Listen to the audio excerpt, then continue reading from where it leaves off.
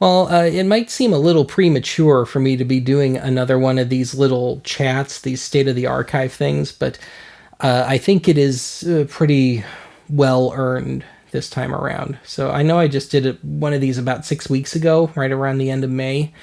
Granted, that was baked into a live stream, but still. But a whole lot has happened since then, and it is still very much ongoing right now. But my gut just tells me that this is the right time to make this. Although I should note that I am doing this a few days ahead of time, and things are still moving so quick. This could be outdated before this even drops, so I may have to augment this with a few notes or some sort of pinned comment or something later. But here's where things stand as of my shooting this. So if you follow this channel with any real regularity, you follow me on social media, or you're a Patreon follower, you know that my father has dementia, late stage, kind of teetering on the brink of end stage at this point. And if you saw the last chat I did, the one that was baked into the live stream at the end of May, I mentioned that his behavior had been getting kind of steadily worse, and we were hitting this point where we would try and adjust his meds or try a new one or something, and it might work for a day or two, but things would just kind of fall off after that. So, hitting the point of diminishing returns on that front. And we had been instructed by both the neurologist and just the regular family doctor that we needed to be seriously considering memory care for him. And so, well, that's another can of worms. He will never willingly go into any kind of facility. So, okay, what do? Well, we were informed that we need to basically wait for him to have another real 5-alarm full tilt freak out. Some of his absolute worst ones where he gets violent or he has a really strong delusion, like he thinks the house is going to blow up again, that sort of thing. And I mean, in his mind, not that my parents have some sort of exploding and retracting house. That would be interesting. But anyway, stupid little jokes aside, basically the instruction was next time he had a real massive episode, we were, if possible, supposed to get him in the car and haul him down to the behavioral health hospital. And if he was being violent, that we needed to call the police for assistance. But it didn't play out quite the way I thought it would. So for 6-7 weeks, it was kind of this walking on eggshells thing every day. Is this going to be it? This going to be the one? I don't know. And he would have some good days in there. It's kind of how I was able to make the Video Smarts episode that dropped last week. And was still working on when the final, if you will, episode happened with him. So I should note he is not dead, first off. But anyway, bringing us up to Sunday, July 6th. We had not been having a very good 4th of July weekend. I mean, we weren't trying to go anywhere or really do anything. But he was just kind of in this zone, and he'd been in this zone on and off for quite a long time, where he would kind of work himself up to the borderline of real crazy, then he'd come back down, and maybe it would come back some point during the day, or maybe the rest of the day would be pretty good. But he consistently over 4th of July weekend had been going right up to the borderline, coming back down, right up to the borderline, coming back down. And on Sunday, he was having a little worse a day, and he had spent really pretty much all morning arguing with Mom and sometimes me about getting a shower and getting dressed and everything. And it's like, well, if you want to get out of the house with us and run errands and stuff, you need to get cleaned up and dressed to some degree here, with massive assistance from the rest of us. But anyway, he finally did acquiesce. It was like 11 o'clock in the morning by the time he finally did, but we got through it, and we eventually got some lunch, and after lunch, he just kind of was doing that thing again, where he's getting up to the borderline and coming back down, and Mom was getting very, very frustrated, and I just said what I always do with her, and, I'll take him for a while. I'll either take him out somewhere or some other place in the house, or you can find some other place in the house, whatever happens to be the thing, and I'll just take him for a while. So I figured I'd try and keep him at home this time around. Got him to his recliner, was going to sit and attempt to watch TV with him, and just because sometimes that works. Sometimes I could kind of get the flames to come down, sometimes not. But I figured I'd give it a shot and then maybe try something a little more elaborate.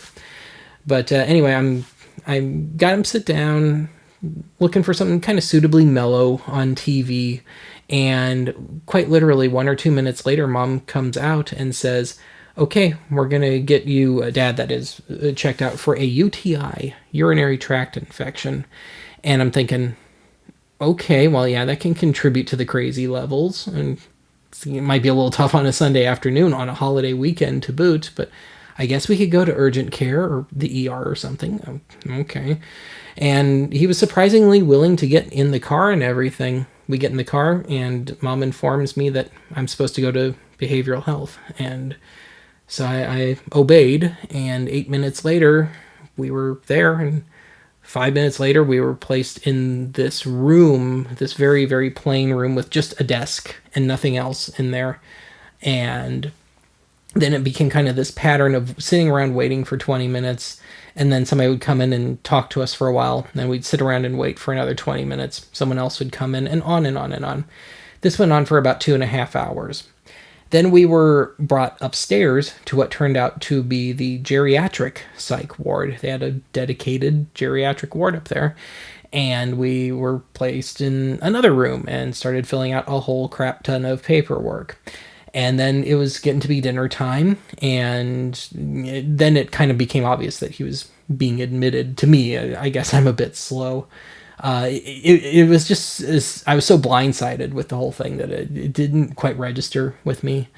But it was getting to be dinner time. They were serving cheeseburgers, and I sat with him while he ate, and he actually took the food pretty well compared to what he had been lately. And as we sat down, Mom said, "Oh, I'm going to run to the bathroom." And it turned out she was really getting a tour of the facility and what his room was going to look like and everything. And she only came back right as he was finishing up. And then I was pulled aside along with Mom and instructed to leave, and that they would, because it's a locked facility, they would buzz us out or whatever it is. And so there were no goodbyes, and that was just kind of it. And once things finally got settled and I started to process it, I was feeling like the absolute biggest piece of crap. Substitute that word for something a little stronger. And I was just up all night, and yeah, and I haven't entirely leveled out. It's been a real fight between the intellectual and the emotional over the last several days for me. And yeah, intellectually, it was the right thing to do. Emotionally, I guess I'm just locked into the man I knew, growing up and all that, and I can't seem to separate them terribly well. But anyway, we have spent the last several days now. He's still, as of my shooting this at least, in the psych ward indefinitely, and every single day they have basically completely reinvented his medicine cocktail, as it were. And they mustn't be finding anything that's working, because like I said, they keep changing it almost completely every day. And it's also become this endless line of appointments and stuff. And we got a lot of family in and around town, and some of which we just hadn't seen in a long time because they were afraid to see us, with the possibility of Dad being there. And so it's kind of like reestablishing contact. Hey, come, let's meet for lunch, come over for dinner, or let's go get a cup of coffee. And so it's been kind of these appointments, and then kind of getting things back in motion with the extended family. And when we are home, it's been this just trying to put a dent in a few weeks worth of like laundry and stuff. I mean, things had fallen into such total disarray that it's been starting to kind of slowly chip away at just the most basic, household stuff. So, as it stands, as of my shooting this, the whole new cocktail of medicine is still going on. He's there indefinitely. And I should note, we were back at the behavioral hospital yesterday as of my shooting this, and there were no places to have a meeting in there really, and we walked in and like clockwork, Dad was right there, and so that was a little bit of a thing. And we had to be escorted to what turned out to be his room and locked in to his room, and we were joined by a case manager, and we wound up in a little bit of an argument over it because she was talking about discharging him without, taking. He hadn't had more than 24 hours of any particular med. That's not long enough to gauge things. But by some miracle, the main attending senior psychiatric doctor was there. He showed up, finally got to meet the guy, and I started talking with him for whatever reason. We just seemed to kind of click, and he said, "I am not letting him go back home. He's just too far gone at this point." And the case manager kind of like her expression totally changed, and she just kind of ducked out of the room.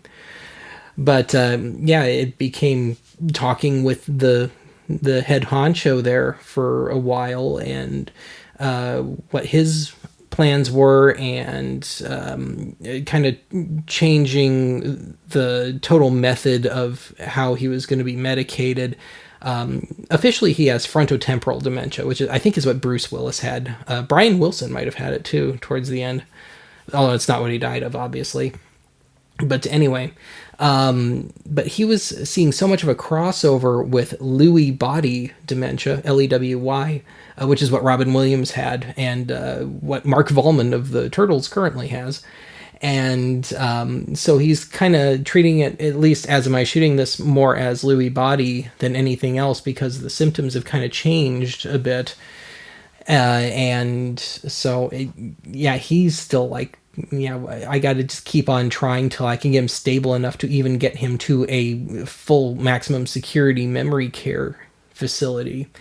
And so it's also become, where can we find one? As it turns out, there isn't one within a 100-mile radius of us that has an opening. Nearest one that does is 120 miles in Cherokee, Iowa. That could go out the window at any time. There is the very real possibility he could wind up, say, in Minneapolis or Fargo, North Dakota or something. So we're looking at 5 hours plus away. So, it's this totally ongoing thing right now. And so anyway, there is still a slight chance he might have to come back home for a while, but it's probably going to mean going back to the hospital every day for some of his meds, because apparently some of the stuff he's giving him, that they are giving him, we are not qualified to administer. So that could be a thing. I'm really hoping not. Mom absolutely does not want him back at all. And that kind of puts you as to where I am as of my shooting this. So as for the future, it's I'd say 2025 is still going to be looking pretty consistent for a while. It seems like I've only been doing a new episode every 2 or 3 months, and I would say it's going to be September, October before I get another one out. Because, again, as am I shooting this, it's still this constant line of appointments and all sorts of stuff. And also just trying to get like the house under control again, like 2 weeks worth of laundry piled up and all sorts of stuff that we just weren't getting done. And all his stuff to sort through. And then at Archive HQ, I've got about, by my reckoning, 20 months worth of just junk, be it Oddity Archive related or not Oddity Archive related. I don't think I've vacuumed in over a year. So I need to get into a place where once I get everything settled with my folks, where I can come in and start cleaning stuff up or repairing stuff as needed if possible, or just simply throwing things away, just trying to get back on the horse here. And that's going to take me a while. As it turns out, you can build up a whole lot of junk in 20 months.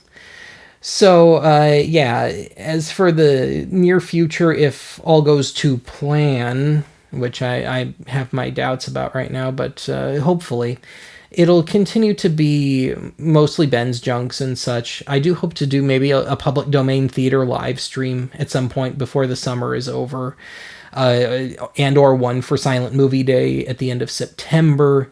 There probably will be a week or two here and there where it's going to be a 100% bye week that I'm just simply not going to have anything prepared. And so, yeah, it's just going to take a long time to get things moving again, I think. So, yeah, that's where things are at right now. And subject to change, I may wind up doing another one of these videos sometime in the relatively near future, but only time will tell. So I'm going to go ahead and shut up here. I'll talk to you again soon.